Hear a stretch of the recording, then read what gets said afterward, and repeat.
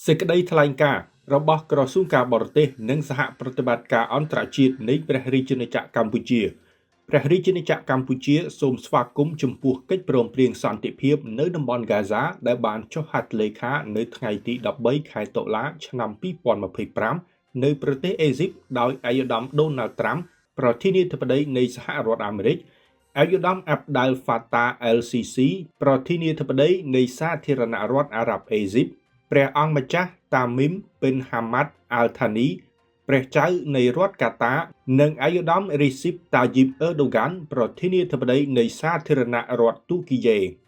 កម្ពុជាសូមកោតសរសើរដល់ការដឹកនាំរបស់ឯកឧត្តមដូណាល់ត្រាំប្រធានាធិបតីសហរដ្ឋអាមេរិកនិងអ្នកសម្របសម្រួលទាំងអស់ចំពោះកិច្ចខិតខំប្រឹងប្រែងយ៉ាងខ្លាំងក្លាក្នុងការសម្រេចបាននូវលទ្ធផលនេះនិងសង្ឃឹមថាកិច្ចព្រមព្រៀងសន្តិភាពនេះនឹងត្រួសត្រាយផ្លូវសម្រាប់សន្តិភាពយូរអង្វែងនិងការវិលត្រឡប់ទៅរកប្រក្រតីភាពឡើងវិញសម្រាប់ភាគីទាំងពីរ